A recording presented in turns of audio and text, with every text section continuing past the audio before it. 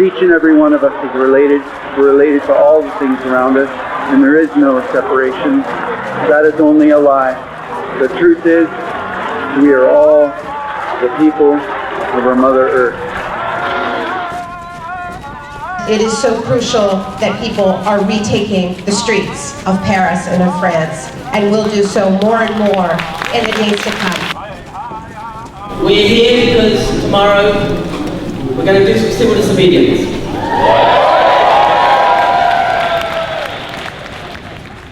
We're here as frontline communities demanding the U.S. To do better, and also to connect with people from around the world, because really the solutions are here. They're from the people, and we're not going to take any compromises. We're calling for no war and no warming, and both of these are kind of part of the capitalist economy, and so we understand when we call for these, we're also calling for not climate change, but a system change, because that's really the only way we're gonna get to these solutions. It's not a solution if there's still injustice. Wherever there's injustice, you'll find the earth being exploited. At the end of this summit, we're going to be hearing that yes, this deal isn't good enough, but it's a step in the right direction. And we've been told this step in the right direction now for a quarter of a century. You know, we just keep kicking the can down the road and keep kicking the can down the road, but we're at this point now where there's no more road. The real threat to security is a system that causes climate change. That is the threat to security. But we're not going to get the solutions from COP-21. Don't be disappointed when they come out with something that's way above 2 degrees of warming. Honestly, 2 degrees of warming is genocide for Africa and island nations anyways. But of course, you know, the West gets to set the target, and that's really when Western countries start to get affected at 2 degrees. Don't expect your liberation from there.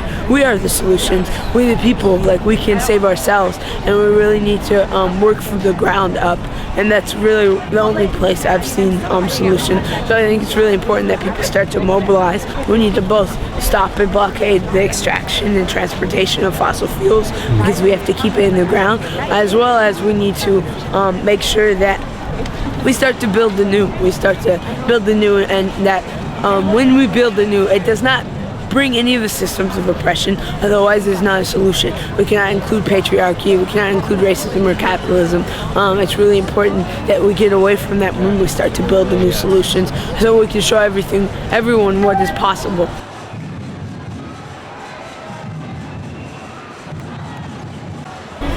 France, you know, Paris, they consider themselves the city of love, but there's no love for people of color here. As we could see with like the Islamophobia, people don't feel safe, you know, like people of color, especially Muslim people, you know, when there's a lot of Africans together, they attract a lot of attention, and the police will just stop them. So they're being terrorized now by both the Western side and by the ISIS. And people of color, especially the immigrants here, are treated as second-class citizens.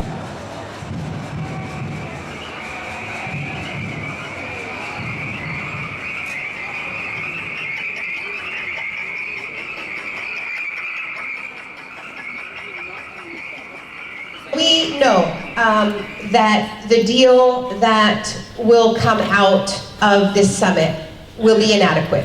We know that. This is not a deal that can keep us safe. We know it will cross our red lines. It will cross scientific red lines. It will cross equity red lines. It will cross enforcement red lines.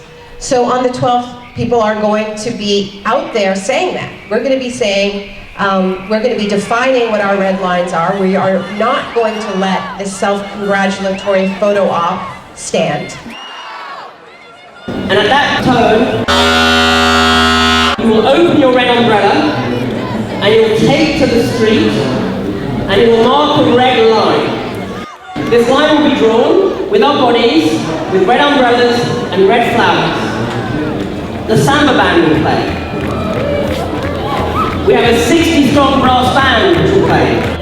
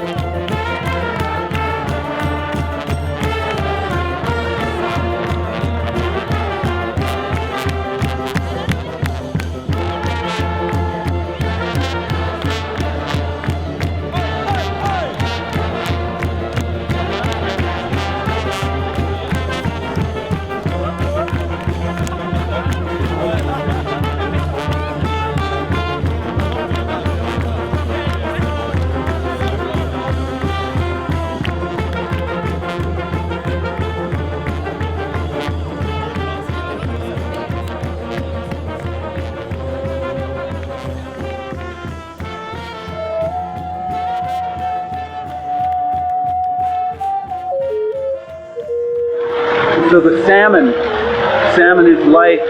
They represent the people who are working hard, because the word for salmon in our language is shena. And shena translates to the hard-working people, because they will work so hard to return to their home, to complete that cycle of life, to make sure the circle of life is complete and whole. And that's what we're doing. We're working hard to return that circle of life, so that we end this cycle of linear motion, because in the colonial action of taking and taking and taking and taking and never giving back, never giving a thanks, you step outside of the circle of life. And now a linear action has a finite point. And we're looking now at that finite point. We are standing at the point where we can see the precipice. And we can see that point where we're going to dive off that cliff. And if we step inside the circle of life, there will be balance on our mother and in the hearts of human beings and all people, the animal people, the tree people, the water, even the air, the sky people, everything. There will be balance with all things if we step, as human beings, step back into that circle of life and keep this world in balance for our grandchildren's grandchildren. Our human-created systems actually don't sync up with the laws of nature, and it is easier to change our human-created systems than it is to change the laws of nature. And that's a great metaphor, I think, for this moment that we're in. Because the people inside Le Bourget seem to think that they can negotiate with the laws of nature, and they can't. We actually can and must change our economy, our system, in deference to the laws of nature, so that we can stay inside those red lines.